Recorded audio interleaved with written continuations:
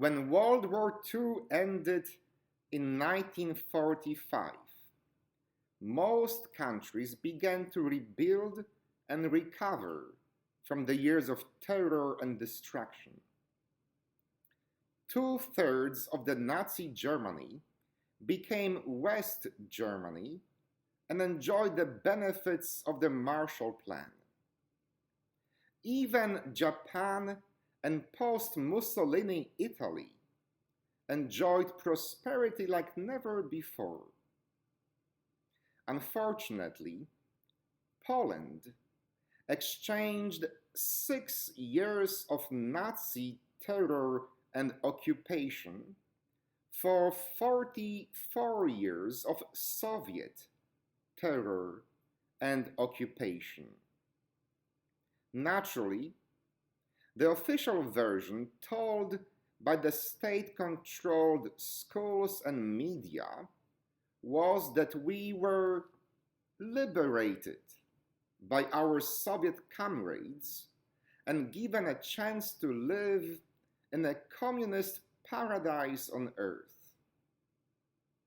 For 44 years, we Poles lived in a narrative created and told by the victors, who would have us believe that black was white and white was red.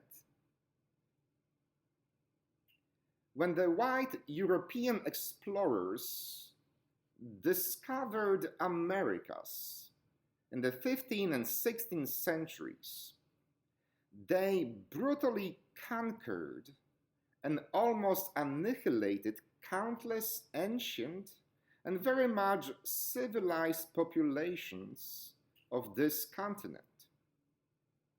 In 1494, Pope Alexander VI, whose name, by the way, was Borgia, unilaterally divided entire South American continent between Spain and Portugal, totally ignoring the fact that it was inhabited by about 30 million indigenous people.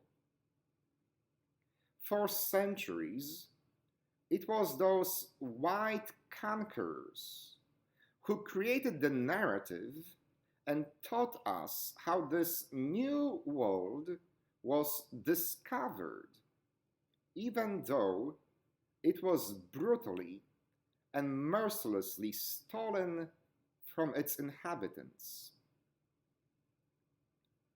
Throughout the 17th and 18th centuries, people were kidnapped from the continent of Africa and forced into slavery in the American colonies and then in the newly born American Republic. They were inhumanely treated, bought and sold as property of the white man, who at the same time proclaimed that all men are born equal. The narrative of America as a shining city upon a hill with justice and liberty for all was a colorful propaganda designed to hide the fact that only white lives mattered. Winston Churchill reportedly said that history is written by the victors, and we should always ask ourselves, who is the author of this particular narrative?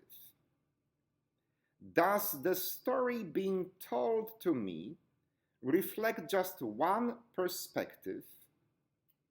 Is it told by the person or people with the power and means to make us believe one version of events while not paying attention to what is really happening behind the scenes?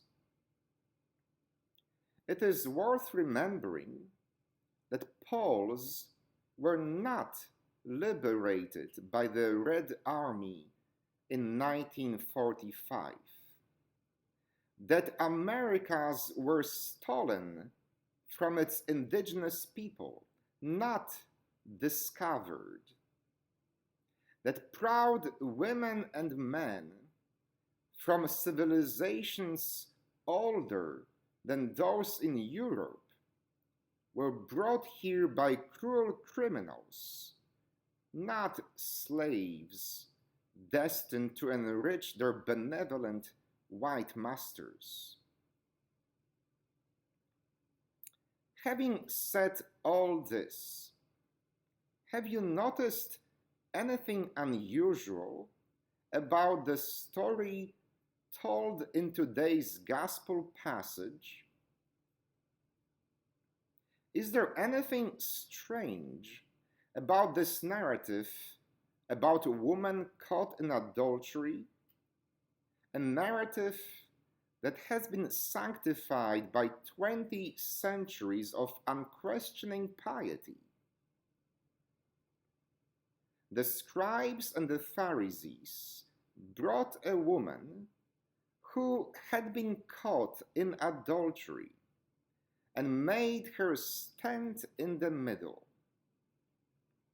Now, I may not be well versed in the subject, but for some strange reason, I was led to believe that it takes two to commit adultery.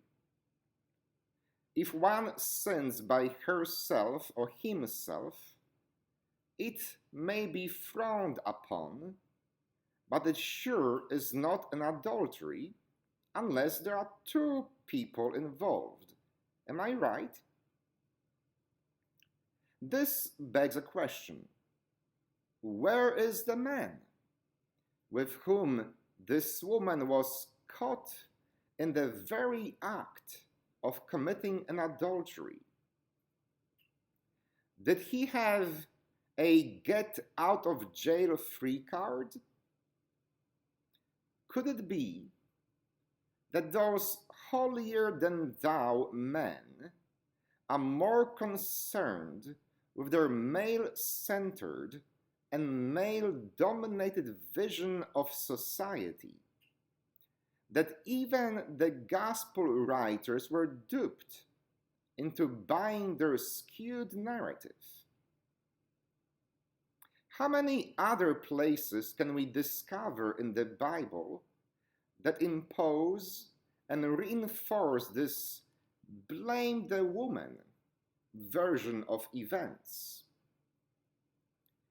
Could it be that slavery was given a green light by St. Paul because he was a privileged male citizen of the Roman Empire? Could it be that, like most of our histories, even the Bible was written by the victors? Yes. As Christians, we believe that Bible contains all the truths necessary for salvation. But it also reflects the points of view of those who were powerful enough to impose their particular, sometimes skewed version of reality. We would be naive if we took it all at its face value and did not ask important, even if sometimes troubling, questions. After all, aren't we supposed to separate the wheat from the chaff?